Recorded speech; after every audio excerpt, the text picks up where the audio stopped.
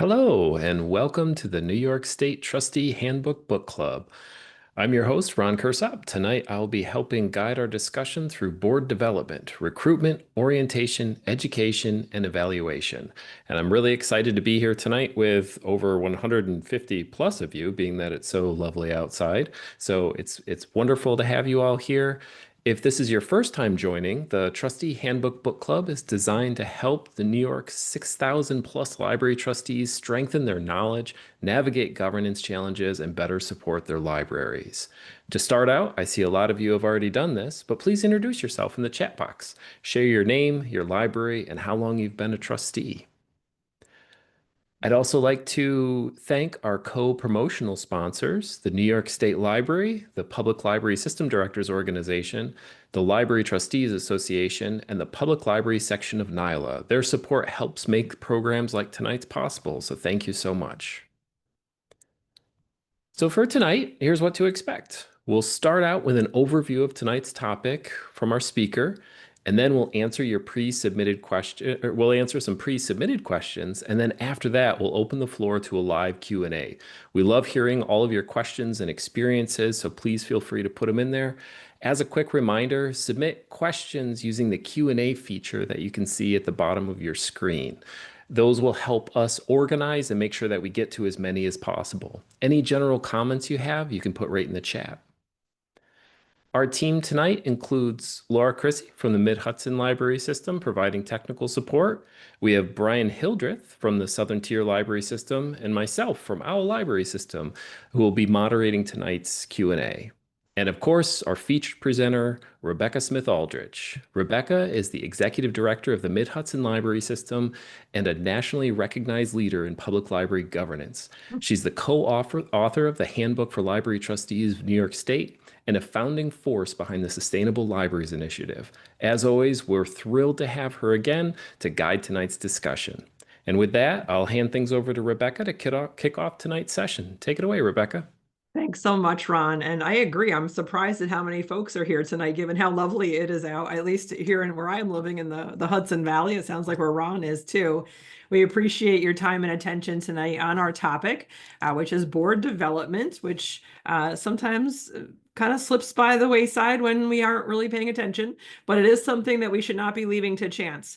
It's a lot of proven methodologies that really help improve our board culture, that make it a better experience for you, those of you who volunteer your precious time to serve on our boards, as well as to make your organization an attractive place for new people to come and volunteer their time for your board. So what we're going to talk about here tonight is how to not leave it to chance. And I just want to tell a quick little story before we jump into the content for tonight, which is a library that shall not be named. And those of you who are repeat attendees know that's the name of the book I'll write once I retire. But one of my member libraries at one point had a trustee that was a real problem maker. He was very disagreeable, didn't like anything the library was doing. He really tried to slow down the business of the library and caused a lot of chaos for a board that previously had been operating really, really well. And I ended up coming in to help out in that situation. And I remember being myself getting exasperated at some point because he was very antagonistic and really didn't seem to be there for the betterment of the library. And one night I turned to the library director and I said, "How did this guy get on the board? This was a public library with elections." I said, "But I thought normally you don't have a problem with this." And she's like, "Well, we had a vacancy coming up and I didn't really have anyone, and I let it ride." And he wrote himself in. He was the lone person who wrote his own name in, and he ended up on the board, and they suffered for years with this person. And it was a very good lesson to not leave it to chance. Even for libraries with public elections on trustees, you can still be encouraging folks to run for the board, helping people understand what the expectations are, and staying on top of that pattern of when the time is coming to find new folks to come in and help out with your library board governance work that you are so dedicated to. So when I say don't leave it to chance, we're talking about 3 or 4 categories of work that fall under this umbrella of board development. And this is addressed in the Trustee Handbook Book Club. And we tried to do a little more work of surfacing some best practices in the newest edition of the Trustee Handbook Book Club. But these are the topics that we're talking about. And you might think it starts with recruitment, but it doesn't. It actually starts with your existing board and making sure you are having a good experience and getting the support you need right now, so that as you move forward and you understand what the job is and what you might not know and where you might need some assistance, you're getting the support that you need. And then having a better understanding of when it is time to recruit new folks, what you might be looking for. Maybe you're missing representation from a certain area of your community, or maybe you really need someone with a certain skill set on your board that could really help bolster the board's goals or priorities for the coming year. And then once you get those precious, precious volunteers, are you helping them get involved in your organization in a way that supports them and their experience coming onto the board? And I ask you to think back to when you came on the board and what that was like.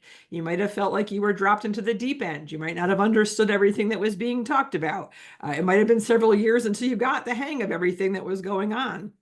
And there are certain steps we can take to help smooth that process out for people with just a little bit of effort up front that can not only help that person feel more included in what's going on, but also a more effective trustee when they feel confident and comfortable about the role, what's going on, what are some of those origin documents and pieces of information they need to have a solid footing to make good decisions and participate in the conversations that you're having around the board table, which results in some very important decisions that get made that shape the future of your library. So this is the 4 categories we're going to cover in this brief presentation before we jump into the questions, which I know are more fun than listening to me at this point in the evening. But starting with evaluation, as you know, from reading the Trustee Handbook Book Club, which I'm sure all of you have done, but we talk a lot about the need to not just evaluate your director, but also for the board to evaluate themselves, right? You are co-leading the library forward with your library director, and it's important for you yourself to be reflective on how it's going and are we following best practices and what might help the group perform better and have a good experience as volunteers. So a self-evaluation process is absolutely recommended. Every library I've ever worked with who is engaged in this process, including our own board here at the Mid-Hudson Library System, has been a very positive experience. It's often revealed holes in education or an orientation process, or helps identify some dysfunction that people are noticing and kind of suffering through. There's lots of different evaluation forms out there. There's a few examples that are right in the trustee handbook that you can access. You could also just Google board self-evaluation. Lots of examples come up. If you want to see what Mid-Hudson uses, you can email me. I'll send you what our board uses. But you just want to use some kind of diagnostic to get some feedback from the group to figure out, like, are we having a good experience here? Are there things that are glaring?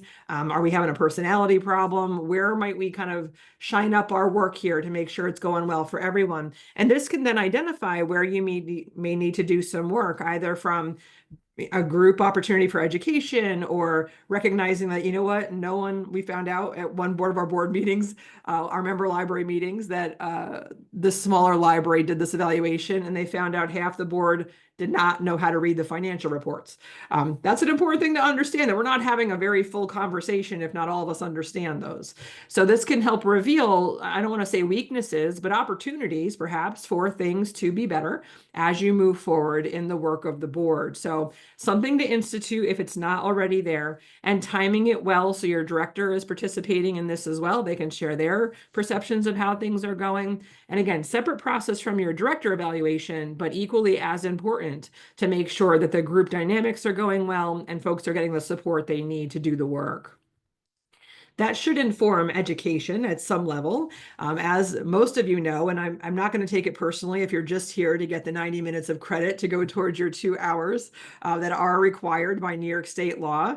Laura is going to be sharing the link to the state library's website, which describes the trustee education requirement, which was actually, it's New York State law. It's not a recommendation. It's Education Law 260, Section E. If you want to go look it up and test that I am telling the truth, I am.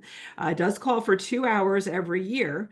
And you can use that, of course, to the advantage of your board. You could have, allow everyone to pick whatever they want to go learn about, or based on the results of your evaluation, you might decide we all need to understand the financial reports better, or we all need to understand open meetings law a little better, and maybe have a group education session. So learn together might strengthen your board as a whole. Or if you've got priorities or special projects, you might divide up folks like, hey, why don't half of us go do this one and we'll go do this one and share what we learned together, and line that up with the organizational priorities to make sure you're getting the most out of that valuable time you're going to spend on that education. A couple of tips about actually meeting the requirements by New York State law. You'll see there's been regulation that's written that you'll find on the state library's website. You can't just go to any old workshop you want to. Laura, who you saw here at the top of the hour, she's often helping trustees understand that, yes, it would be fun to come to the summer reading program workshop, but that's not part of your role and responsibility. That's a staff role and responsibility. So making sure you're going to topics that are intended to be addressed by law related to your work in terms of being accountable to the community, your financial oversight role, the general duties and responsibilities that you see outlined in the trustee handbook. The training session should align with what you are tasked with doing as a library trustee. Your compliance path for that, you can get a certificate of attendance like you get from the Mid-Hudson Library System for coming to these events. You can also use what's called a self-assurance form, and there's a sample of that on the website that Laura shared from the State Library in the chat. But it does have some particulars that you need to make sure you capture in that. But you do need to check with your board to see if they will accept a self-assurance form. That should be in your trustee education policy, what paperwork they will accept to prove that you attended something that was eligible for this particular regulation. You've got a number of pre-approved providers, so it's always safest to go with one of these, like here at the Public Library System Director Organization, PLSDO. Of course, the New York State Library. You're noticing a lot of the names on this list are on our promotional partners slide. So this totally counts for what you're doing. What your public library system does counts. It's things at United for Libraries at ALA, and of course the library trustee section of NYLA, all good sources of information to help you feel more comfortable and confident in what you're doing. Because education, right, is not just to check that box and say, I did what I was supposed to do here because of this law. You really want to do it so that when you're doing the work of a library trustee, you feel confident and comfortable about doing it. You're conducting the business of the library in an ethical way. You're resulting in meaningful work that really is fulfilling to you as a volunteer. And of course, you're protecting your library's good reputation. Most of you have come onto a library board with a library that has a very good reputation, and your job is to make sure it still has a good reputation when you leave that board. That is one of the most critical responsibilities that all of us involved in our libraries have, is to retain that trust with our public, that we are accountable, transparent, using funds wisely, creating outcomes that are really meaningful for the people of our communities. And hopefully that all is very appealing to you, and that's why you volunteered to be on the board. So getting some help in doing that work hopefully isn't too onerous. I know we try to make it a little more fun here at the Trustee Handbook Book Club than maybe some of the drier topics that you might pursue. But the whole idea here is that if we all chip in together, we can make this world so much better, right? And I'm sure you see that on a regular basis through the work you do by volunteering on the board of your local library. And that is what the world needs more of right now than ever before. So as always, thank you so much for what you're doing. And I hope you see the education as an opportunity, not as a huge burden on top of other work you're doing for your library. That education is something that should be happening on a routine basis. All trustees are doing that work, right? So as you learn more about your role, it might reveal to you some things about your board or your board roster that maybe are lacking. It could be an issue of, you know what, we have no one on this board who represents the whole east side of town. Like, we all live right here in the village, but we are supposed to serve the whole town. We need to hear voices from another part of the town, right? You're going to learn along the way some of the things that would be helpful to have on your board, which informs the whole concept of recruiting people to join your board. And so just to flip back to that description of your types of library, hopefully by now you figured out what type of library you have. This is the governance and funding model as defined by New York State education law. There's primarily 4 types of libraries here in New York State, and all of them require some level of recruitment to find new folks to come onto your board. Association libraries, which account for over half the libraries in New York State, they have boards which are called self-perpetuating, which is really there's no public election involved unless they choose for there to be a public election. I have an association library that does public elections because they receive a large amount of their operating funding from property taxes. Best practice, folks. But I'm going to see more association libraries with public elections in the future, I'm sure. But right now, it's basically, it can be perceived as an insiders club. When there's a vacancy, you kind of check out who's around, who might be a good fit. You invite them to come in. And if it all works out, they're in agreement, you're in agreement, you vote them in at your next meeting. It's actually pretty informal in some ways, unless you make it formal. The municipal public libraries are more complex. Those are a political appointment by your municipal board, village or town board in most cases across New York State. And the relationship there of how that happens can look a little different from municipality to municipality, but hopefully your town or village board is looking for ideas from the library board that you're giving to them to consider. And most of our municipal libraries are just like, yep, sounds good, let's do that. Every once in a while, when things get a little antagonistic between a municipality and a library, sometimes it doesn't look like that, which we can certainly talk more about if folks have questions. But that's an appointment, which is a little different, but again, requires some recruitment to find people that are willing to do that and maybe make suggestions to your municipality to appoint those folks to your board. And then, of course, our special and school district public libraries, they are having a public election. So folks, anyone in the community can step up, get their petition signed, get on the ballot for the election. You can let that ride, like the story I told you at the top of this presentation, or you could maybe recruit some folks and have some information sessions, make sure people know what the job actually entails, what's expected. And when you know there's someone who might be a really good fit, inviting them into that process so they hopefully see themselves in that role and are encouraged to carry a petition and get that signed and join your board.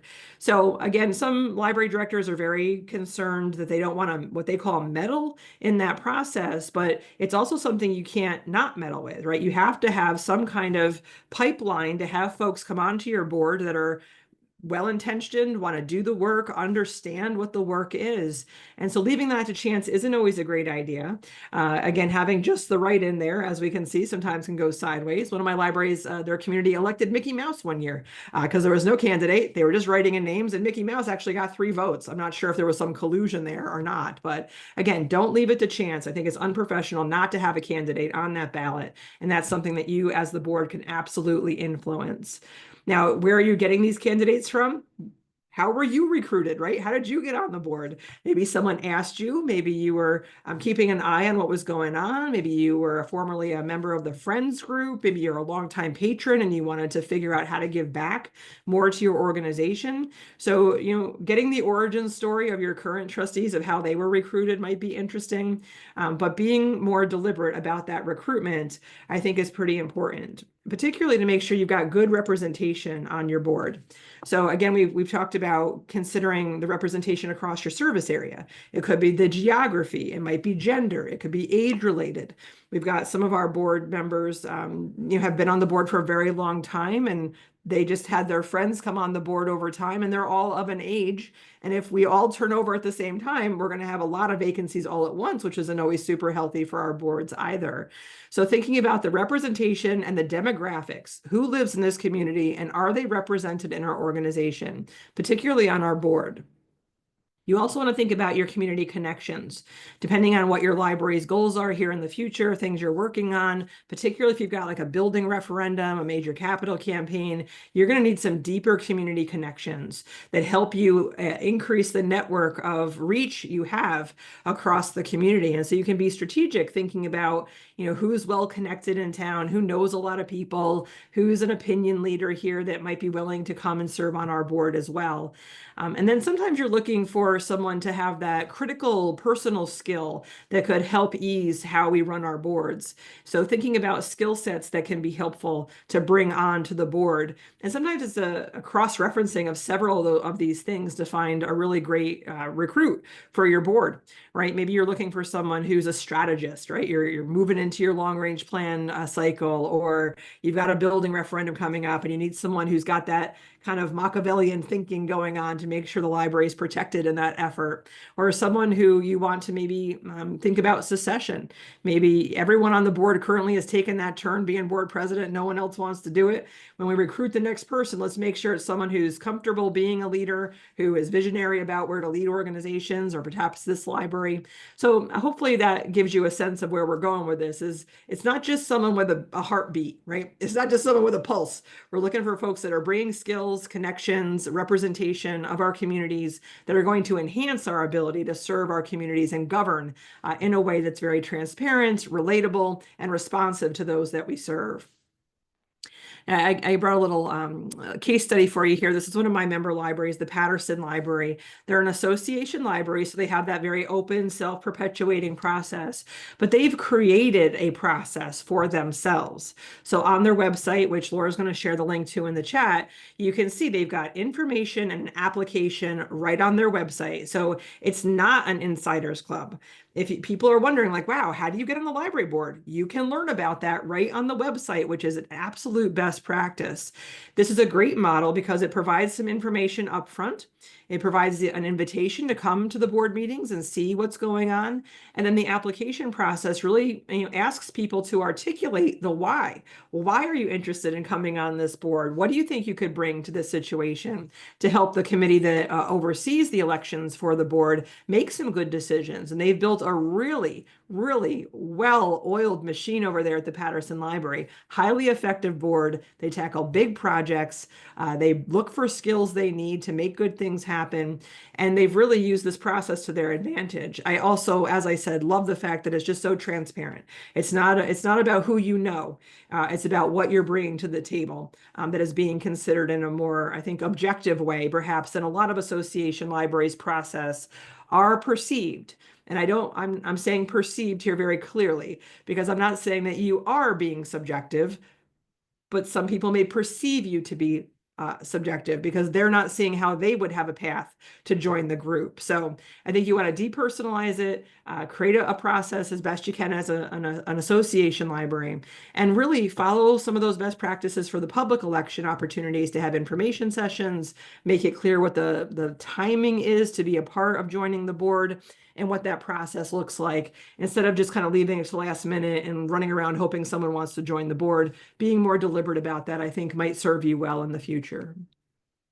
Now, once you've got these wonderful people that have stepped up like yourselves to come onto the board, I have to say I go to a lot of board meetings, as many of you know, and every once in a while I go to a board meeting where it's someone's first board meeting. It's their first day as a trustee at their board meeting.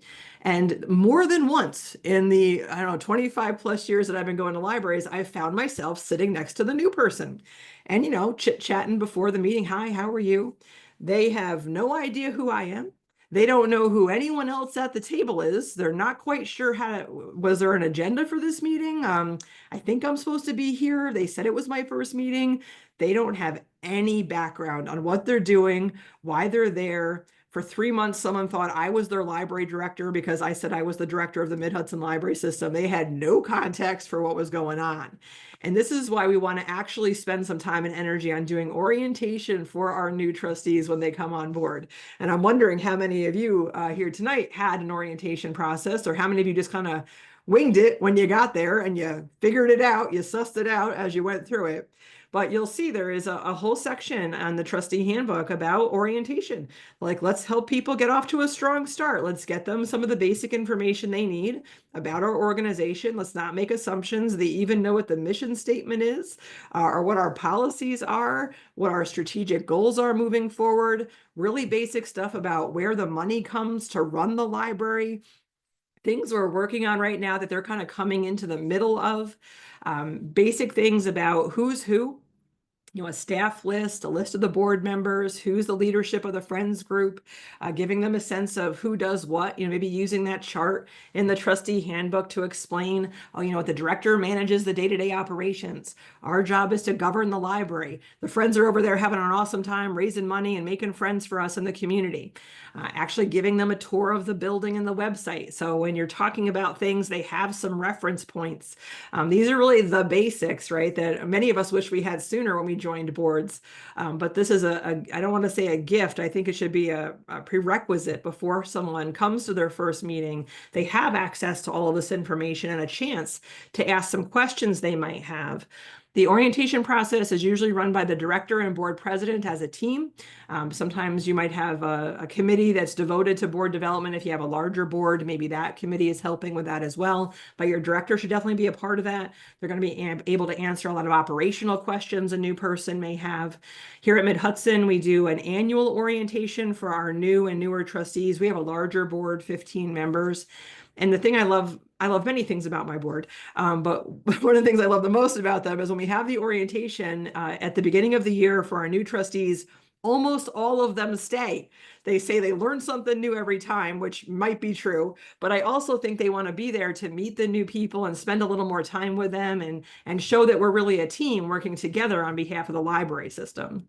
But of course, it shouldn't be one and done. It's not just this one orientation session and then you're like, good luck, right? There should be an ongoing onboarding process for new people. And you might think of it perhaps of the first 12 months, someone's on the board.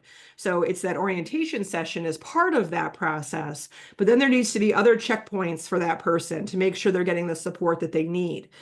So little, maybe even like a checklist. Maybe you need a checklist when a new person joins your board, making sure they're getting the board packets. Do they need any login information? If you have a shared drive where you save information, is there a board email list they need to be added to?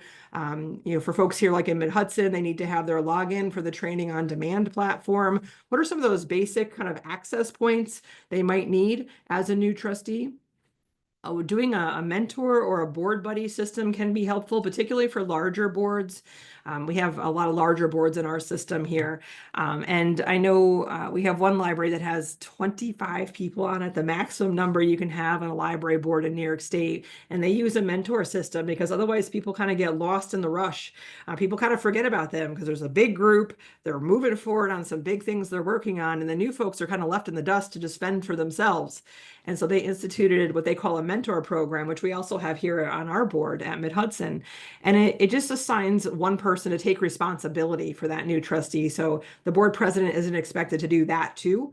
Of course, you want your board president to check in every once in a while with new people. How's it going? Any questions? Anything I can do for you? But that mentor is likely going to be sitting next to them at a board meeting, might check in with them before or after a board meeting, see what kind of support they need along the way and take that responsibility to make sure they're having a good experience there as they get onto the new board.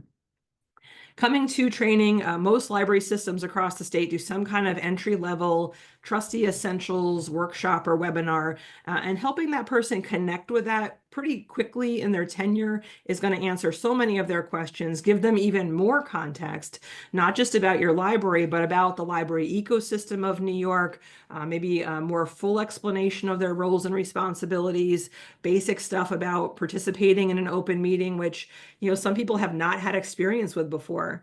So even though many of us here have been on boards before and we kind of know how that works, there are people out there who come onto your board and it's the first time they've ever served on a board. They don't know what Robert's Rules of Order is. What is this whole make a motion thing? Like, they're really lost on many levels when they start. So just slow down a little bit. Think about the basics of what people need to know to be successful. And there's a social end to this as well. It's not just this mechanical and technical assistance and making sure they've got the paperwork they need. There's also a human kind of element to celebrating someone who is coming on your board, making sure people know they're coming on the board, like those poor souls I've sat next to a few times in my career, making sure the staff are aware you've got a new trustee, doing a public announcement. I feel a little silly saying it, but actually making sure the other trustees know a new trustee is going to be coming on board. Sometimes using name tags when you've got a larger board so new people have a fighting chance to make those matches of faces and names. Doing a press release and social media posts welcoming a new trustee, celebrating that another neighbor has joined the group to help make the library a wonderful place for your neighbors. These are all, just little things that can make a big difference in that first experience someone has when they're coming on your board. Now, even if you don't know them personally, right? It's not a judgment of how well you know them. It's just this is a person who is going to give their time and energy, just like you do, to this organization. So let's do what we can to smooth that process and maybe ask yourself a question, which is what do you wish you knew sooner? Or what do you wish your experience was like? And how do we create that for the next generation of people that are coming onto our boards? So Ron and Brian, I'm going to stop talking now, stop sharing the screen. I know you have a lot of pre-submitted questions, and I'm sure we've got some questions from the audience tonight. So why don't we get into that, and then I can get a drink of water. Good evening, everyone. Rebecca, I love that story that you talked about doing orientation for your trustees, where all your trustees stick around for it. In our library system, we have a similar setup. We have 15 trustees, and our executive committee is charged with doing that orientation. But we end up doing it with the full board present. And what I love about it is we go through that checklist of all the different things that we need to talk about. And there's certain points where I need to go through the finances or our plan of service, et cetera. But for the most of the orientation, it's the trustees that are doing the talking. They're so proud of the work that they do. They're sharing all the different projects that we've worked on over the last few years. And so it's just a wonderful experience. And it's a proud moment for me as a director because I can kind of sit back and just watch it all unfold. And it's just nice to see that type of culture that you're creating within the organization. That's cool. Yeah. All right, so we're going to jump into questions. Like Rebecca said, Ron and I have a bunch of pre-submitted questions. As a reminder to all of you folks that are joining us, there is a Q&A button at the bottom of your screen. Please feel free to enter your questions just by clicking on that button. We look forward to receiving your questions. All questions are really good questions. We're all learning here. We're all growing. And so whatever question you might have, I promise you there's probably another 100+ trustees online that also have those questions too. So let's jump into it. So what are some specific things directors or trustees can do together to promote a healthy board culture?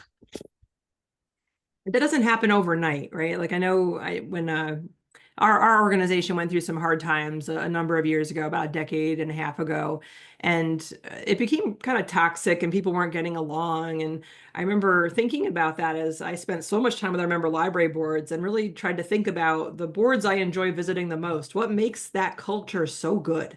What is it that they're doing that really makes them so cohesive, working well together? They make good use of each other's time. They're respectful to each other. And I do think it ties back to that idea of the warm welcome at the beginning, that we're all in this together, we're learning together, people are humble, we create an environment in which people are welcome to ask questions. Of course, we want our board meetings run professionally and in a time sensitive manner, but also recognizing that sometimes you need to slow down for newer folks coming in to create that sense of unity.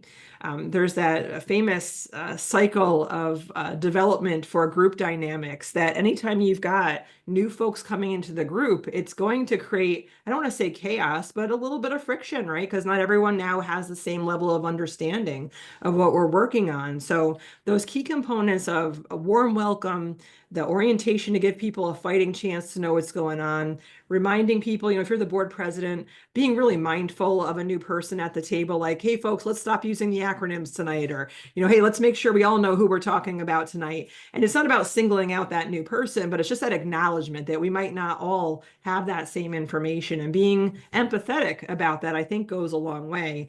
And then I think, you move it through that group dynamic cycle and you start having some small wins together and the group coalesces. But I always notice there's like that element of kindness. There's celebration for the wins. There's celebration of the staff. And I think that adds to a board culture of being really proud of the work that we do, Brian. Like you were saying at your board, where your trustees almost do the orientation for you because they're so proud of what's happening, what they've been able to do together. And I think when a new person comes in and sees that level of commitment and joy and fulfillment people are getting from the work, it makes them want to be a part of that, which I do think helps extend, hopefully, that board culture moving forward. What else do you guys think? Because you do a lot of work with boards and you've cultivated wonderful boards yourself at your systems. A lot of what you've been talking about, Rebecca, really hits home to the main points that libraries talk about. I remember I have one quick story where I went to a member library board meeting, and you had mentioned, let's not speak in acronyms because that people get lost in that. And I had said ALA or NILA or something like that, and they all turned to one of the trustees. I'll just say Lisa. Okay, so they all turned to Lisa, and she opened up just this piece of paper and she said what the acronym was. So she was the acronym tracker, and they had such a good time every time I would say something, then defining it. So they had such a nice culture where they were all, you can tell that they went through something where they just tracked all of these different terminologies to help their newer members of trustees really understand what was going on, which felt really cool and nice that I was coming in there and witnessing this situation where there was this group of 7 people who were just super supportive of one another. And it didn't matter if they've been on the board for years or if it was somebody brand new. They made sure that everybody understood exactly what was being discussed because they wanted people to understand the conversation so they could vote in the best way that they can with the information they have. And I just thought that was really cool, and I love seeing that kind of situation in library boards, is when nobody's left behind, everybody's on the same page and has all the information and understands things thoroughly. They would table things if not everybody understood it. It was great. I love that type of feeling in libraries. I'm going to highlight one of our trustees. Her name's Shiloh. She's from Colonial Library. She joins us for like every one of these trustee handbook book clubs. And I had the opportunity to go meet with her board last month. And she's a newer trustee. She's been there for, I think, 5 years. And but she's the board president. And like when you went to the meeting, and I read through the agenda after I left the meeting because I was just there at the beginning to provide trustee education. But what was wonderful about reading that agenda after I went through it, they're doing all the things. And we talk about this in previous sessions, duty of care. And I think that's what it ties back to. And so Shiloh over the years has really been working with her board to like do the things that are in all the responsibilities of trustees. So developing policies, working on facilities, making sure the library is adequately funded, evaluating the library director in a healthy and productive manner. And so, coming out of that meeting, there was a moment where all the trustees were in agreement that like through the recruitment process, they're all on the same page. And this was like one of the greatest moments for Shiloh, was the fact that like she's got trustees at the board with her, or literally at the board table with her, that are all working in unison to make the things happen. It was great. That's great. All right, I'm sure you Rebecca. I'm sorry, Ron, to No, interrupt, go but for it. a lot of folks might be thinking right now something I'm thinking, which is it's very personality driven of your leadership, right? And Brian, you're describing a great board president who gets it, who understands that. And so sometimes we have folks in the board president role that are not as strong as that kind of connection or facilitation. And so we have to find the way to manage those groups in those situations where a board president has a different skill set that they're bringing to the table. Is probably very necessary as well. And sometimes the director can be very, I think, conducive and helping with that as well. And so that reminder of how critical your library director is in helping that board culture as well. They're, helping your board president plan those meetings and sometimes remind us all, like, what, so-and-so is pretty new. They might not know XYZ, or, what, they've got a great story to tell about what happened at the farmer's market last week. And I think the whole board needs to hear. So making sure as board leadership, we're making space and time for your director to be part of those conversations and really help shape that culture as well. They're part of that team. All right, just a reminder, everybody, please drop your questions in the Q&A feature and we will get to those. I see a few of them in there already. Rebecca, we have another pre-submitted question for you. So we talked about some specific things that we can do to promote a healthy board culture, but what are some of the common mistakes boards make when bringing on new trustees, and how can we avoid them? I think there's so many mistakes we could make. Honestly, we could talk all night about the mistakes. But I see some frequent things I see, when I mention that welcoming environment, when we don't create that welcoming environment, when that new person shows up and no one recognizes them as new, no one takes the time to, create the opportunity for them to introduce themselves or help them meet other people. And you can see that kind of hardening of the shell almost, where we have trustees that are not really working together as a strong team in that respect. And I think that can be undone easily by some key things we've already shared here this evening. But when folks don't have the information they need to participate in conversations, when they're not giving a fighting chance to understand what's going on and how to participate in a way that's meaningful, people, you'll see them not fill their terms, right? They'll disappear from your board. They stop showing up. It's not a great experience. There's also problems when we have folks that are exhibiting behavior that is not conducive to the workings of the board and no one holds them accountable.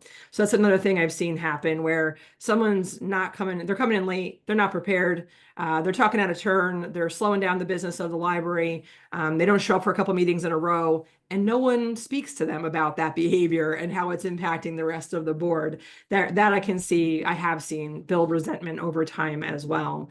And I also think sometimes when there are disagreements, if they're not handled well, right? We want discussion, we want debate, particularly over tougher topics that come up on the board agenda. And again, strong facilitation of those sometimes require ground rules for us all to remember to deal with each other with respect and fairness, to not make assumptions about where people are coming from and really listen before talking and responding to people.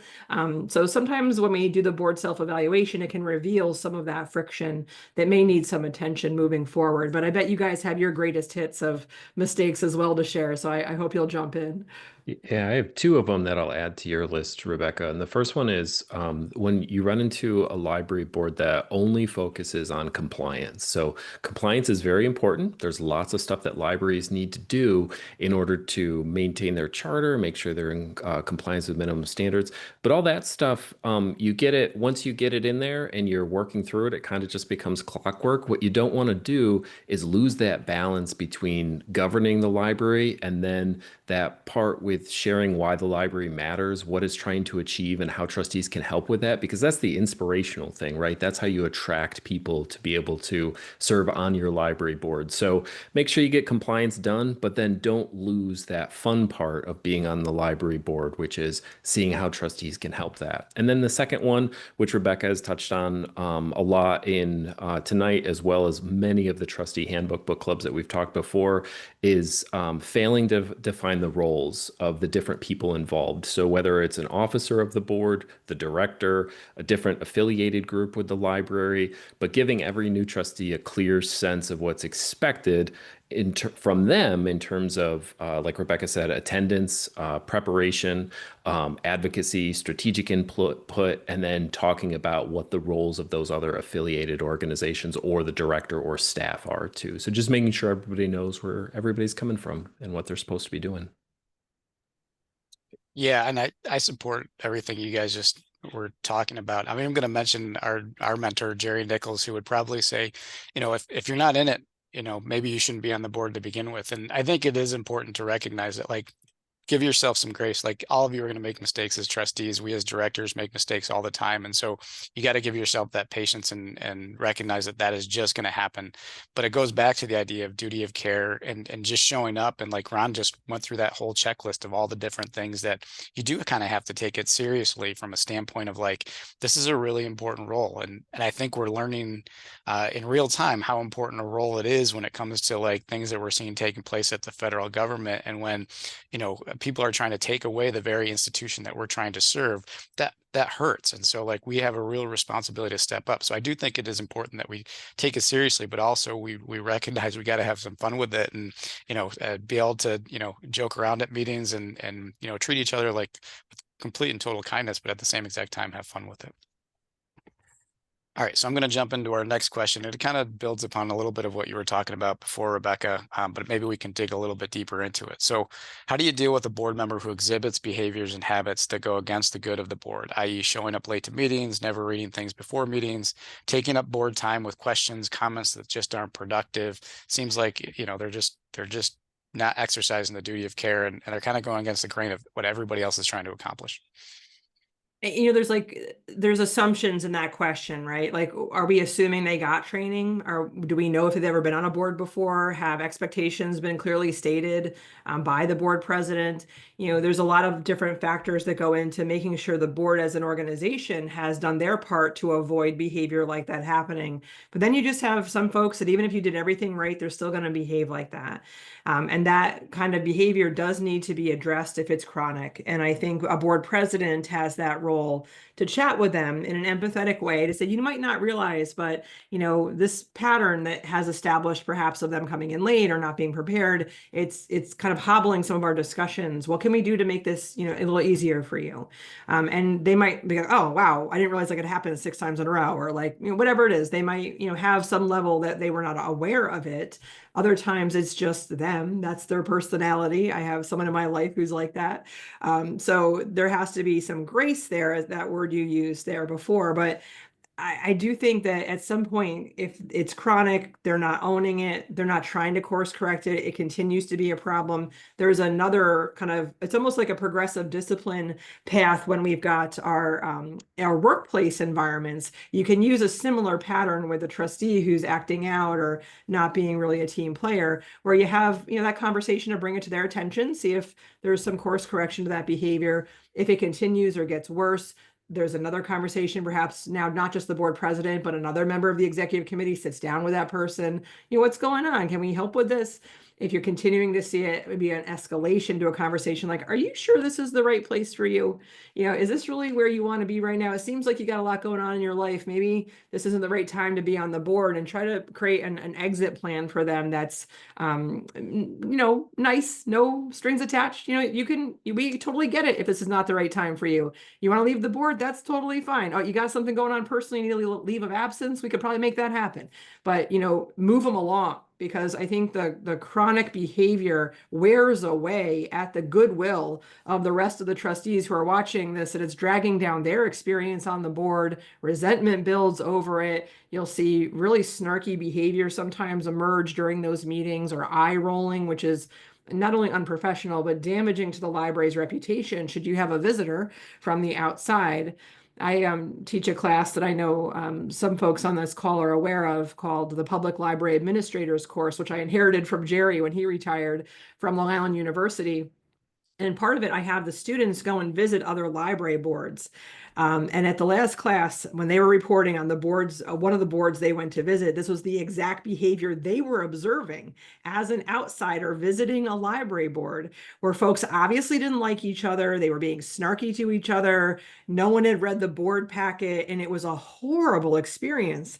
And I was thinking to myself, like, if that was a reporter sitting there watching that behavior, or a staff person, or a new trustee coming in, like, that board is not going to be very successful, and people are not going to want to join that environment. So it does need to be addressed. I think board presidents need to take a quick notice of that and work to address it on a pretty fast pace and escalate when necessary.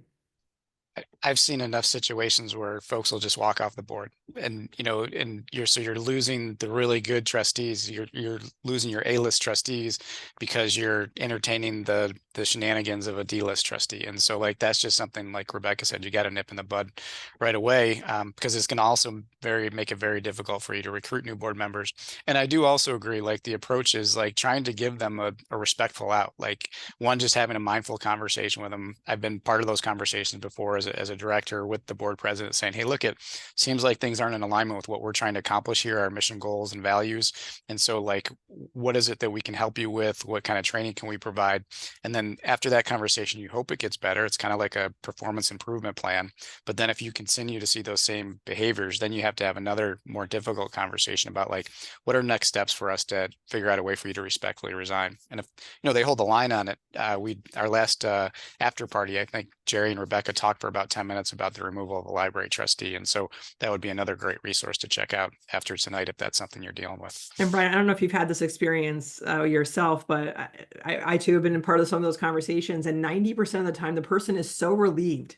They're like, I could just leave. We're like, yeah, oh, I'm out. Like, thank you so much. Like, I really, this wasn't a good choice. Like, I made a mistake, whatever. And it ends pretty good, much better than we might anticipate going into that conversation. So don't think it's going to be a brawl or hard feelings. Sometimes there will be, but every once in a while, more times than not, in my experience, people have been relieved to be off the hook and they can step down gracefully. All right. How do you encourage ongoing trustee education without overwhelming board members who already have full schedules? Yeah, so I think there's a couple of different ways to go about it. Of course, you've got your approved provider list. Some of them have recorded programs. You could chunk them up and, have 10 minutes of every board meeting. We all watch this together, or we all do one together and just get it over with and make it more of a social event or a chance to get together. But I think one of the most key things is to tie it to things you're already working on. So it doesn't feel like something extra. It's just part of the work you were doing anyway.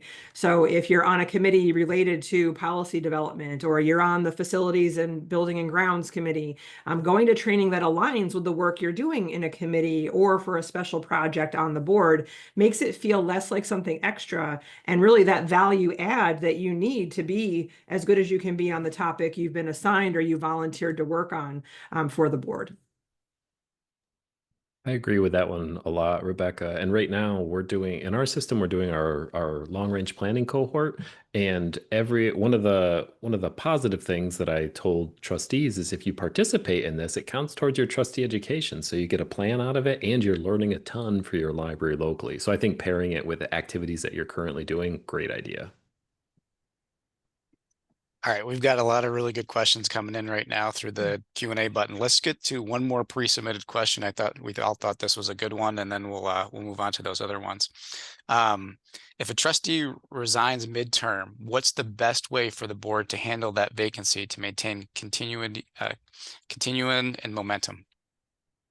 Definitely appoint someone to fill out the term. So all of your bylaws should allow for when a vacancy occurs midterm that the board can appoint someone, even municipal libraries can appoint someone from the community to fill that term until the next election. Public libraries, association libraries, municipal libraries, it should all probably be pretty standard in your bylaws. So my advice is to do that. And maybe you're going through an expedited recruitment process to make sure you're getting a good fit and someone who would want to stand for election or roll over into the next full term that's being offered there. But I think when you leave it vacant, it's not the end of the world, but it's not a best practice. I would just ramp up your recruitment process and get a great person in there who's going to be a good partner and share the workload. We talk about shovel-ready projects when it comes to grant funding or private funders for libraries, shovel-ready trustees. So like Rebecca talked about that in the recruitment process, but just have that list of folks. Like maybe you've got a friends member that like has been wanting to serve on the board for a long time, but they've just been filling out that role in the friends group. So maybe there's somebody that can move from one role to the next. And then also, yeah, same exact thing, just knowing those community members out there that really want to serve on the board. Have a list of 3 to 5 folks ready to go.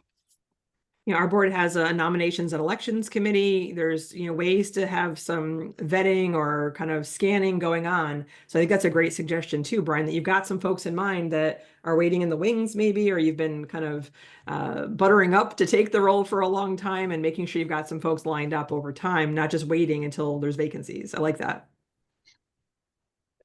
Rebecca, you had mentioned bylaws, and I'm going to connect this next question to that one since it's coming up with bylaws anyway. So this one's from Gail. Can the board's education policy be included in the board's bylaws? You can tie your education policy to your bylaws. I wouldn't put the whole policy in your bylaws, but I would make reference to the policy in the bylaws. So you can restate that there is a requirement, a state requirement. Normally, you don't have to restate law except to raise awareness about the law, like we've talked about in past sessions about the confidentiality of library patron records. And this might be another good example of that, where in your bylaws, it might say you must be in compliance with the New York State mandate for trustee education in order to remain in good standing on our board. Please see the trustee education policy for more information. But I would not embed the whole policy in the bylaw document. And as you have those pieces in your bylaws, when you get new trustees and you're reviewing those documents anyway, it's a good reminder. So I like to see libraries who put, that little snippet in there about trustee education, about oath of office, about meeting information, anything that is appropriate in your bylaws. It's just a constant reminder, especially for new people coming on your board, so nothing gets lost. Good point. We always want to try to keep policies simple, and bylaws are kind of like that too, but they are the like legal structure of your organization and how things play out. But I think having it in there sets expectation. Like this is like, plus that's one of the first documents that maybe you would share with a new trustee, whether it's through the orientation process or you send them a packet before they even show up through that orientation process. So if you have it in there, like you're letting them know that this is an not only is it law, it's an expectation for us to build a healthy culture of the organization. All right, moving on. We've got a great question from Tracy, who brought up a question that we also had in pre-submitted stuff. Is it an open meetings law violation to have the board orientation not at a public meeting? No, you could definitely have it outside of an open meeting setting. That's how we do it here at Mid-Hudson. Just a reminder, the open meetings are triggered with a couple of qualifiers. One, when there is a quorum of the board together to do the business of the library. So this would be considered education. You're not necessarily making decisions as a group. You're not going to be voting on something during the orientation. So it's not that deliberative process to make decisions for the institution. It's an educational session. It certainly would be something that you don't need to close to the public. You could have folks come and watch the orientation if they're interested, but it does not need to be part of an open meeting nor advertised as such.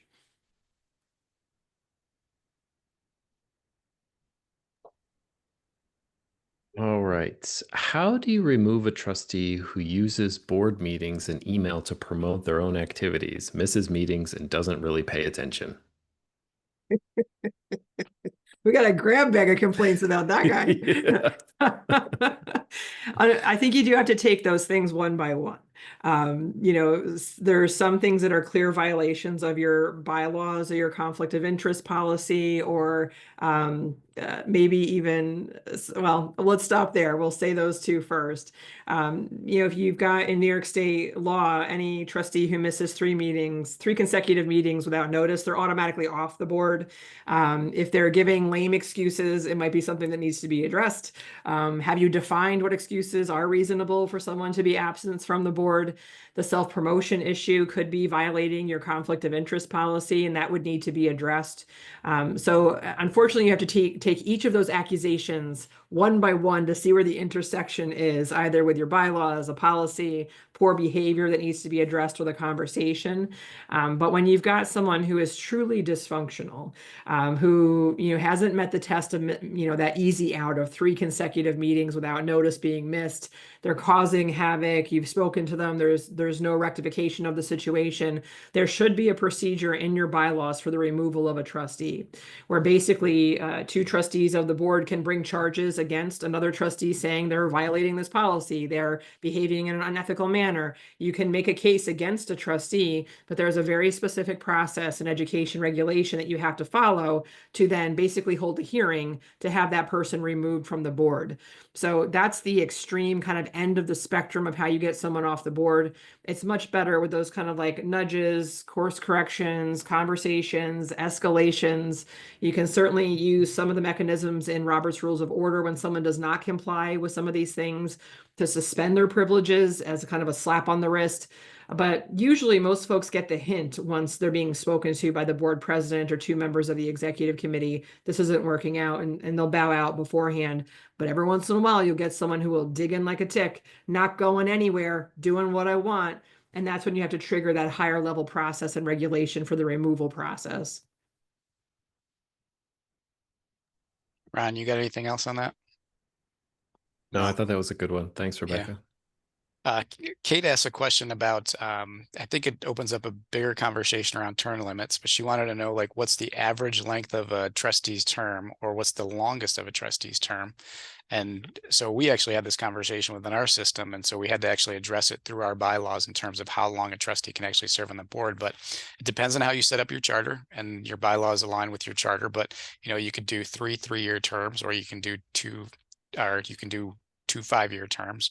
And then depending upon what happens after that, that's up to how your bylaws are written. Am I correct on that, Rebecca?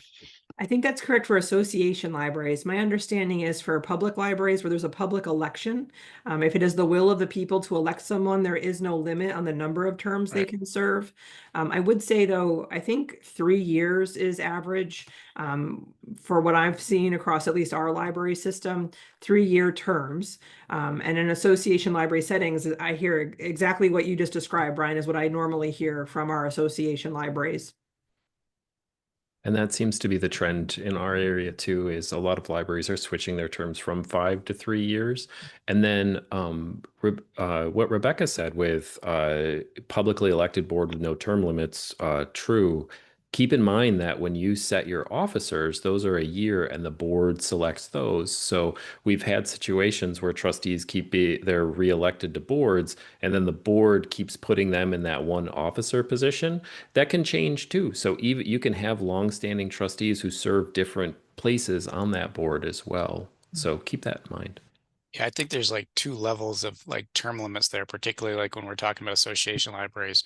Like when we're talking about recruitment, and we were talking about that earlier, I think we see that trend within our system too, where trust or boards are actually trying to change their charter to move from 5-year terms to 3-year terms, because 3 years is just a lot easier for somebody to chew on than 5-year commitment. So that's always a good thing to have in your pocket. And then also Ron's correct in terms of like your executive committee. Not everybody wants to be your board president forever. And I know sometimes it's hard to get somebody to serve as your board president, but if you put that cap on the number of times they can be board president, then everybody realizes it's like a shared responsibility.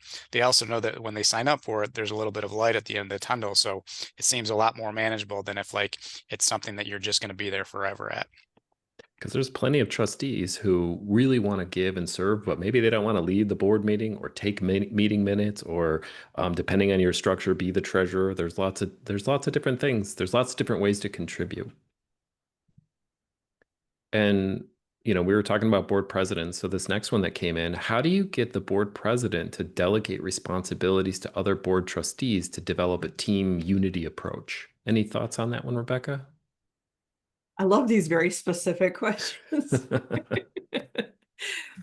So I think there has to be a little bit of diagnosis of what's going on with that behavior. Do you have a personality issue where that person just kind of feels like it's easier to do it myself than try to explain to someone else how to do it?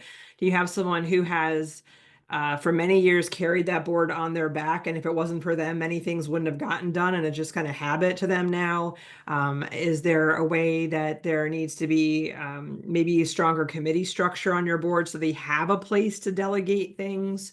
But I think at the end of the day, a conversation to raise the board president's awareness, like, did you realize that like your to-do list is 4 times as long as anybody else's on this board? Like you're giving them the kind of instruction that you really, a lot of this should have been delegated out to a committee or to this person on the executive committee, or that really sits with a director. So just like we talked about a board president having a conversation with a trustee that's kind of off the rails, sometimes we have to have that chat with the board president. But before you do, just taking some time to diagnose why that behavior might be coming out, and understanding where they're coming from and trying to approach that with some empathy and not assuming it's just because they're a control freak, which could be the case. But there's a lot of other situations in which it might not be the case. They might just be someone who I'm thinking of someone here in my system who, if not for them, that board would have collapsed several times. And they've just created this capacity within themselves to do most of the work, when now they've got a wonderful group of people that have been drawn to this library that could easily shoulder much of the work that person's been doing on their own. They just need to they might need some help to break out of that cycle and that habit to create a new environment for work to get done and delegated. Delegation's like a behavioral thing too that needs to be developed over time. I mean, I've been managing people for like 20 plus years, and I still have a challenge with like delegation at some points in time. So I think that's one thing to take into consideration. Everybody has their own skill sets and their comfort levels, but I think committee structures help with that a lot. I think, and I know that's hard for some boards that just have 5 folks in their board. So it's always like when the full board's meeting, it's like a committee's meeting. But normally if you are on some of those larger boards where you've got 7 to 15 folks, set up those committee structures. And just by those committee structures alone, there's a lot of delegation that takes place because there has to be a chair of that committee. It's not the board president. And so really all of a sudden what naturally happens is the board president's job is to now have these committee chairs report to them and let them know what's going on, through their committee reports at the board meetings. And really it's the committees that are taking care of the work in between board meetings, so that when you show up to the board meeting, like all the work's already been done. Now we're just going to talk about what the committee did. And I think that takes a lot of the stress off of board president to think that like they need to do all of that work. And so I think that's one way to approach it. And then two, I think some coaching too from the director. And so for those of you that are directors joining us tonight, like, that like part of your job is not only overseeing the operations of the library, it's helping to facilitate some of the work of the board. And we talk about that in the trustee handbook through the diagram of working together. And so like, even if you look under the specific section that talks about board meetings, you're there to help facilitate that process. So if you see your board president getting overwhelmed, like definitely, interject in a very mindful way, let him know that like, hey, we can work together to create some structure to this thing so that like you're not being overwhelmed. And also so I can keep you on your board because you're doing really good work and I don't want to see you go away feeling completely burnt out. And this question is specifically asking for the board president. How do we get the board president to delegate responsibilities? But it could also happen in the reverse, where the board president is doing all this work because the other members of the board aren't participating or they don't want to get involved with it. And a lot of the structure that Brian and Rebecca have mentioned will help with that too, for how to get other trustees involved with this so you aren't getting burnout. And because nothing's worse than having a really good trustee who gets burnt out, or having the one person who knows how to do everything decide that they need to leave, and then you're left in a pinch in that regard too. So set up some structure to help make sure that that doesn't happen. Question to you, Rebecca. This was in one of our pre-submitteds, but so what is it? I mean, what do you do when you've got like one or two? So you got 5 trustees, 2 or 3 are doing all the work, and then you got the other 2 that are kind of sitting on the side. Or like, let's say it's a bigger board dynamic where you got 3 people that are doing all the work, and the other 6 are just kind of like watching things unfold. Do you have any recommendations? I think there's that diagnosis that needs to happen again. Like where's it falling apart? Is it because the group that's being very active is not slowing down to bring the others in and help them be a part of that work? Is it because the folks that aren't doing much is because they sit on their hands every time volunteers are asked for and they just don't do anything? I can't imagine like you'd have a whole faction of your board like that. You've got a much bigger problem if that is the case. But I think kind of stepping back and thinking about that first, which is it? Is a combination of the two. And asking, I think, for maybe a reset on that workload being redistributed around the table. And that can happen during reorganizational meetings. We've talked in the past on these sessions about the importance of that reorganizational meeting, which, for larger libraries that, larger boards rather, that have the committee structure, kind of doing a reset on what the committee's goals are for the coming year, or for smaller boards when you've only got maybe 5 folks and we're each taking responsibility for some aspect of the work this year, we're really clear on who is doing what and what the expectations are and what it's going to look like as we move through the year to be successful on that. So I don't think there's any one good answer to answer that question, because there's that diagnosis, there's the dependency on what size your board is and if you have committees or not. But I do think it's that kind of almost forensic analysis again of what's behind the behavior to kind of diagnose how to fix the behavior. Yeah, it's a tough one. Yeah. We've got a great question from Lucille. She asked a really legitimate question. I think we've got some resources in the handbook, but we can talk a little bit more about it. Is there an example of a strong board orientation book or guide that we can recommend? So the outline for that work you're looking for is found in the trustee handbook. I think you can go about doing it in many different ways. I know we've got some libraries that have a binder that's issued to a new board member. Some now are using a website that has a shared Google Drive, perhaps, where you can find all the documentation and people are being walked through that. So I can't say there's any one way to go about it, but there's key components that should be included in how you go about it that are outlined in the trustee handbook. I think the trustee handbook itself is a really good guide for orientation, just going through it and being able to understand the different components for what the library is looking at. And earlier, Rebecca had mentioned something with trustee education, like if you do it as a group. I've seen boards who take the trustee handbook and they just go through a chapter, kind of like what we do with the trustee handbook book club, and they just talk about it and they say, where is our library in regards to this situation, and what does this trustee handbook have to say about it? So I think that's a really great guide to start conversations at the board level, and then maybe there's more orientation things that'll come out of that over time, because your trustee orientation can evolve over time as you learn more things that you want to include and make it great. So whatever the orientation is now is just going to be better as people talk about it and use it for other trustees who are coming on board. And I know we're talking about formal orientations here, like when somebody first comes on, but like going back to just like what's building a good board culture, like just taking time at the beginning or end of your meeting, probably at the end of your meeting, to go over some of these things. Yeah, Like great when point. we're talking through the financial statements, ask your director or ask your, finance officer really good questions about those financial statements. That in by itself is like doing orientation right there. Or like when you're going through the policies because the policies committee is making a recommendation on a review and update, like ask really good questions about not only like about the policy that you're reviewing itself or but also the process. Like, so how did the committee come to this conclusion? Like, why are we changing this type of thing? So there's ways where you can do like a full-on orientation. And I think sometimes we can make it more complicated than it needs to be. You really only need to go through like 4 or 5 things to get yourself started. And then it's the work that happens at the rest of the board meetings, even probably during those moments that I'm talking about right now, where you're building upon that initial orientation. But again, going back to the initial guide, there's great resources in the trustee handbook for you guys to go through. Yeah, Brian, your comments made me think of a few things now that I'm realizing our board does that might add to what you're saying. So we have our formal orientation we do at the beginning of the year for the new folks that a lot of my people stay for. We also on every board agenda have 10 minutes carved out for an orientation topic that they all hear about together. And we have a committee that advises me on what they want to learn about. So for example, we recently did broadband accessibility across our system to get a better sense of digital equity in our system. We did a topic related to, they've got me talking about ebook licensing and the challenges our libraries are facing coming up. Short little 10-minute orientation on a topic that's like a hot topic. It informs discussion at our board meetings.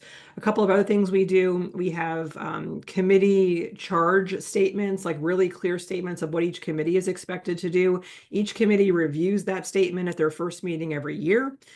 We have a board that sets priorities, what we're going to be working on this year, and then the committee chairs all meet 2 to 3 times a year to make sure they're clear on those things.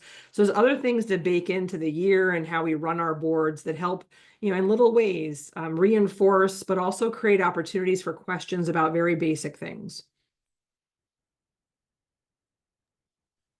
I feel like we haven't answered the next question recently. I know we have a bunch of times before, but does the required yearly sexual harassment prevention training count towards our required 2 hours of training? Should we all say it together? Ready? No. No. No. I had a trustee who we were redoing their trustee education policy at the library, and she said, make sure that you include that it does not count when we take that sexual harassment prevention training. I said, perfect. You listened. Nice. That's good.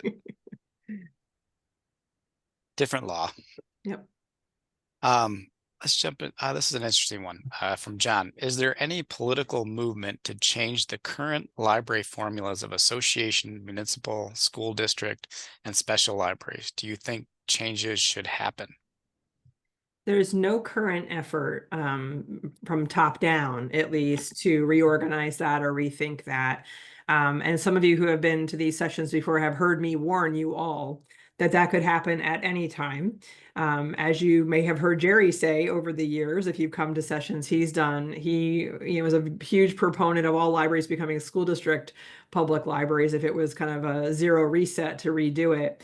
The area that I think is most ripe for some change that I have heard kind of whispers about for a number of years, which picked up the pace last year, are association libraries that now have access. And let me just back up one step. What's changed so much about association libraries over the past, let's say, 40 years is that when they were first started, they did not have access to the public ballot to have public votes on revenue for them. And now they do. And now, many association libraries, either through the 259 or 414 votes, they are collecting 80, 95% of their revenue from public sources, yet are not expected to follow a number of laws, nor have public elections of trustees. And I really do believe it is only a matter of time before someone at the Office of the State Comptroller's Office or the Division of Budget picks up on that and says, hey, wait a minute. That doesn't look like the way we intended it to. And it's not because we've done anything wrong. It's just that no one really paid attention to that part of law as it evolved over time. So that's why we always say consistently in these sessions, association libraries, you should be behaving as much like a public library as possible, because that legit could change overnight, requiring you to do several things that public libraries have to do that you currently do not. So I would say top level down, no current organized effort to change those structures. Always a chance for association libraries to have some new oversight in the future. And I think only if we see catastrophic economic failures, which is not out of the realm of possibility, would we see any movement from within the library community to change that drastically moving forward. That's just my opinion, though. I think that's a good opinion and some good advice for everybody out there. I like this next question because Kate is pretty introspective when she's talking about the board in this situation. Kate's question is, it feels like a couple times a year we forget what our roles are and the board oversteps and the director feels trampled. Other than better/more communication, what suggestions do you have to help us stay in our lanes? I find this question really interesting because I usually don't feel like boards are doing it out of a desire to micromanage. I legit think it's actually how Kate described it, where we kind of just like forgot and like overstepped or got overzealous about a topic. And like before we knew it, we were in the barnyard of the director's purview. And I think some of the most impactful person to help with that is the board president as well as the director. So board president, and I can't speak to your particular situation. They may be part of the problem in the situation you're describing. So I'll describe the backup plan here. But holding each other accountable. If someone on the board realizes it's happening, saying, "Oh, guys, I think we just totally overstepped on this one. Let's bring this back, a little bit and double check how we're going to proceed on this." Sometimes boards are completely unaware that it's happened, and then you've got to think to yourself, was that done by mistake, or are we feeling like the director is not handling it? And that's why we stepped in on this topic, because depending on the answer to that question is how you're going to fix the problem. So if it truly is this kind of like, oh my God, we just totally forgot, got overzealous, stepped into the realm of the library director, who notices first? If no one on the board is noticing, the director needs to course correct. And it would be totally appropriate for the director to speak to the board president and be like, I know you guys mean well, but you might not realize that you're totally stepping on the stuff that I'm supposed to be doing. How can we reassess or kind of get into a different path on this? Some newer directors don't feel confident or empowered to do that work. But the longer a director lets that kind of behavior go without bringing it to the attention of the board president, the more frequent it is likely to happen. So again, kind of depends on what's motivating or behind what behavior you are seeing in terms of how you're going to address that. But Brian and Ron, I wonder if you have any other tips on that one. I think when I've witnessed this in the past, the board members who have done this or whole boards have always had good intentions where the director's coming to them saying, I need help with this. And then they just gradually start to overstep. And then kind of looking at that and making sure you're asking yourself these questions about, is this our role? What are we supposed to be doing with this? And instead of how do we fix this problem, it's how do we support the director solve these problems, I think is a really good way to reframe what it is that we're trying to do. Brian, what do you got for this one? I I would encourage you to reach out and involve your library system sometimes in these matters, like from a trustee training perspective. Like that's one of the roles that we play here at the system was we provide a lot of trustee training, just like we are tonight. And like we'll spend a lot of time going through that working together diagram where we segregate what is exactly the roles of the library director and then whatever are the roles of the trustee. And I think that's really helpful, particularly for those trustees that are starting to get involved in some of that work that the director is supposed to be doing. And I'm mindful of that. A lot of the libraries that are within our system are part-time libraries, and so there isn't a lot of paid staff, and the director is the only paid staff person, and so they need that help. And some of that help in order for them to do really good work at that library, to be change agents, requires some support from the board in a way that wouldn't necessarily take place at a mid-size or a large library. So I am mindful of that, but at the same exact time, I think bringing in some training proactively, not necessarily like right when you're in that situation, because sometimes trustees might feel like they're being put on the spot by the library system to, like, let them know that they're doing something wrong. I think proactively participating in that training or offering that training to your trustees at least will alleviate the issue from happening down the road. And sometimes it's training for your library director. If you've got a newer director or someone who hasn't been a director before, they might be feeling unsure of how to work with your library board, or like, they just came out of being hired by you. They feel like you're their supervisor and haven't evolved their thinking into that co-leadership model that we talk about pretty consistently here at the Trustee Handbook Book Club. So sometimes it's a newer director who hasn't quite found the rhythm yet of working with a board. I find myself coaching a lot of the newer directors in our system because sometimes they're not sure where to turn for an answer. They go to their board and say, what am I supposed to do about this? The board really wants to be helpful, jumps in, starts answering the question and being a little more directive than probably is appropriate, instead of empowering that director, be like, well, that's what we hired you for, to figure that out. If you need some advice from us, we can give you that, but you're going to have to get that information from the system, or figure that one out, as part of your job responsibility. So I think Brian's advice about that working together document in the trustee handbook is super valuable. But who delivers the message, I think, is always a tough one. I think from the new director perspective, things that I've observed happen is where we talk about this in the budgeting process, where the budget starts with the director, and director proposes that budget to the finance committee or the full board. And I've seen times where a new director comes in, and I've worked with the previous director, and they've always done the best practice where it's the director pitching the budget to the board. But now something's changed where it's the board that's taking the responsibility of doing the budget, and they're not even involving the director in the process. And really, in that situation, the director is your resident expert. They're the ones that are, working with staff to purchase the things that are needed for the library. They're the ones working with the patrons and the people doing the programming, so they know what needs to be in the budget. But it's really important when you're going through that process, recognizing, like, going back to that document, what is the role of the director? What is the role of the trustees? And that's just one specific example of how things can get a little bit mangled, and you gotta recorrect the course. So really good questions from Kate tonight. All right, I'm gonna take us back to a pre-submitted question, then we'll get back to the live questions, but it hasn't come up yet, and I think it's a good question for everybody here. Do you think board retreats are helpful? Should the director attend? And is an acceptable use of taxpayer funds to host a retreat? And how do board retreats and educational sessions of the board work in the context of open meetings law? I know there's a lot there. So the answers are yes, yes, yes. To the first three questions, I do think they're very helpful when used strategically and timed well. Yes, your director should be in attendance because they are your co-leader of the library board, and really you don't get much done without your library director. And yes, it's an acceptable use of taxpayer dollars to have a retreat to facilitate the work of the library board through more strategic planning sessions.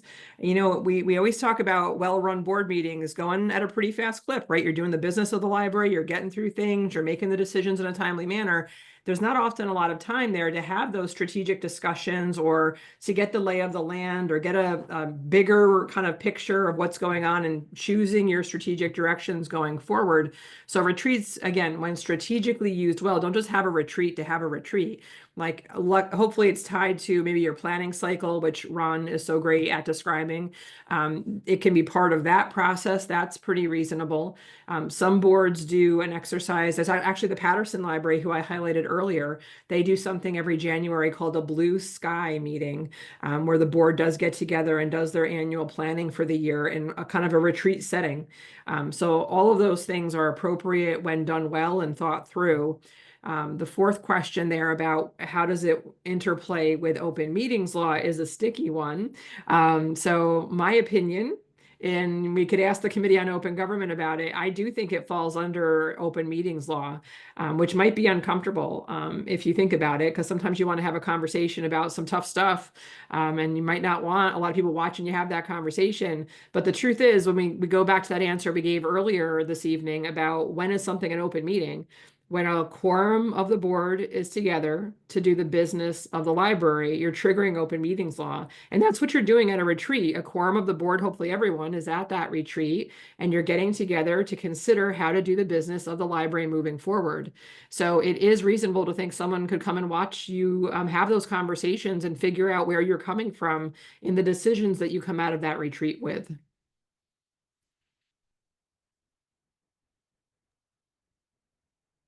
That was all great. I liked it all, Rebecca. Oh, thanks. So we got two committee questions that I'm going to merge into one for you here. So I know we've talked about executive committees before. I think on one of the ones with Jerry here, we had discussed it a bit. Is there a typical way that executive committees function on boards? And then a follow-up to that, is a seven-member board too small for committees? Hmm. First question's easier, so I'll do that one first. Executive committees really shouldn't meet that often, if ever, unless the full board has asked them to do something that is timely and needs to get done between board meetings.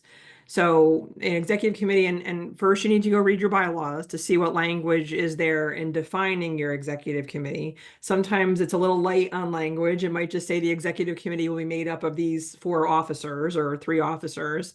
But the executive committee is really, the idea there is that they can help facilitate a time-sensitive decision that needs to be made before or between board meetings that's either an emergency situation or the board has imbued them with the power to make a decision about. And this is usually like, it's like a wartime council almost, like something really traumatic has happened in your organization. Maybe the building had a fire, or you're in the middle of a construction project, and if we don't make this decision right now, we're going to be penalized by thousands of dollars. There needs to be power given to the executive committee to make decisions by the full board. So that's not a committee that's meeting on a routine basis and has an annual schedule and is, unless they've been tasked with a specific project by the rest of the board. So executive committees, I would say, function very differently than other types of standing committees in your organization. And now, Ron, you're going to have to tell me what the second part of that question was. That's Was all it, right. you have a 7-member board? Seven-member board, is that too small for committees? It depends, right? Like there's gonna be work that is always better done in a smaller group setting, but you're gonna hit a quorum of that board really, really quickly since you have such a small number. So you're gonna have like committees of 2, and you can't have too many committees, or we're all gonna be on too many committees. We're not gonna have enough time to do all of that work. So, Brian, I think I saw you were indicating you might have an answer to this one. So why don't you take over on this? No, I was good. Oh, okay. Yeah, yeah. Yeah, I think it's tough when you've got the 5 or 7-member boards, how you create committee work out of a smaller group of people. 5 people, it's next to impossible unless you've got the 2-member committees. And I would say you're probably at that same level with a 7-member board. But as Ron said earlier, there's so many things that your board's going to talk about that would be better deliberated in a committee setting with a recommendation brought back to a board meeting. Otherwise, you usually have very long board meetings. And I've All right. seen, and I think Rebecca's right on to it with 5 or 7 members. There are some things where you have a 2-member committee and they do certain work for various things, but it may not be as much division. Otherwise, you will have that overlap with a lot of things. And then for the executive committee part, Rebecca, correct me on this, but I think in the trustee handbook it mentions that there's executive committee defined in state education law too. So That's true. when you have an executive committee, you just want to make sure that you're looking at it in the context of, like you said, Rebecca, it is different from other committees, even the legal structure of it. Actually have to go back and read it. That's a great point, Ron, because if I now I'm like actually remembering, I think you're required to have a 5-member executive I think board. it's 5 members, And so and if you've got a it's 5-member board, yeah, that sold. you are the executive You got committee. it. But I think you brought up a really good point, Rebecca, about the whole idea of like the purpose of the executive committee. Like I think of it in terms of like our library system as well as a few of our larger library boards. And really the executive committee, it depends on organization, but the executive committee is there to set the agenda and then like deal with business if it's real mission critical, like and it's in a total emergency. Like we can think of COVID where maybe executive committees needed to meet to make some really quick decisions on the administrative level. But other than that, we go back to the thing that Rebecca's been talking about from her slides and government transparency. And like, so there really shouldn't be anything that your executive committee is meeting to kind of like circumvent the work of the rest of the board. Like, it's really important that you're forcing your board to meet on its regular schedule to make these decisions or have these action items, as opposed to just like deferring or delegating that out to the executive committee, because that's when the library board, from a government standpoint, particularly from a transparency standpoint, can get itself into trouble. So guys, I found the citation from the trustee handbook, Good. and Ron, thank goodness you brought that up. So there's in the chat right there is the citation for executive committees, the fact that it has to have at least 5 trustees on it, which again creates like an interesting situation for a 5-member board. But once you understand that executive committees don't function like a normal standing committee, it makes more sense. All right, we're running low on time. I want to make sure we get out of here on time, but at the same exact time, I feel like we got enough time for one more question. And this might be a quick one. On the idea of changing term limits from 5 to 3 years, is there guidance somewhere that would help us know how to implement that? Aside from a bylaws change, what happens with trustees who are more than 3 years into their term? I'm concerned about losing a large chunk of the board at that time. Ron, I So, see you nodding. You want to take that one? who, Sure. Ron? Yeah, Ron, And take it. yeah, I can talk about this one, and then Rebecca, you can correct all my mistakes in it. But with this one, so when you change from 5 to 3 years, typically you're going to have to do a charter amendment. So reach out to your library system. They can work with the Division of Library Development to help that out. And then oftentimes what I see is if you have a lot of board members who are expiring at the same time, you just fell out of sync with what your term structure is supposed to be. Because back in your original charter, back in 1800s or whenever your library was founded, there was probably a setup. There's a lot more recent charters as well that'll have something, but usually it'll show like either it'll have language where it'll say, 2 trustees expire each year or something like that, or it'll list the trustees and when their terms expire. And then getting back in the flow of what that intention was and making sure that if you have 3-year terms, making sure that you only are losing 2 or 1 trustee, depending on the number of trustees that you have each year that's going to be up for election. The other part that I like to tell libraries is that the trustee terms are meant to not follow the person, but the term. So if you appoint somebody to a term, it should be, if it began, let's say it began January 1st, 2025, so this year, if you appoint somebody to a term right now, on April 30th, their term doesn't start April 30th. Their term already started. They're filling an unexpired term. And changing that way of thinking about it helps you make sure that you don't fall out of sync of what those terms are meant to be. There's various ways that you can fix it at this point. Depending on your library type, it's something where everybody could be reelected to different terms. You could have something where your board has a resolution that may fix the problem. Looking at the type of library, talking with your library system, sometimes getting legal counsel involved will fix that. There have been quite a few situations that we've run into where they have kind of weird expirations, and we've seen them all, and we try to help out as much as possible. So reach out to your system if you're in that situation, and depending on your library type, they can figure out the best way to move forward with it. What else you got for that one, Rebecca or Great Brian? job, Ron. Nice Oh, work. thanks. Thank you. I'm just looking at the chat, and Rebecca, I see you thumbs up it. I love Kathy's suggestion Yes. about when it comes to trustee recruitment, make sure that you have a baker on the board. Absolutely. That should have been like our #1 answer to how do you Yes. develop library culture. I like that. Thank you, Kathy. Hey, thank you to everybody here that's with us tonight. We're in like year 5, 6, whatever we're doing here. We love it. We love doing the Trustee Handbook Book Club. We love it when you guys join us and come out for it. All of the resources that we talked about here tonight are on previous editions of the Trustee Handbook Book Club. You can find them at midhudson.org/trustee book club. We've got the next 2 sessions that are coming up. The first one is recruiting and retaining quality staff. That's going to take place on July 15th at our typical time of 5:00 p.m. Then we also have a special guest, Terry Kirshner from Westchester Library System. Him and Rebecca will be talking about next level trusteeship, building an effective and impactful board culture. That'll be happening in the fall, November 18th, 2025. And from all of us here at the Trustee Handbook Book Club, thank you all so much for the work that you do. We get paid to do this. You guys are volunteers, elected or appointed.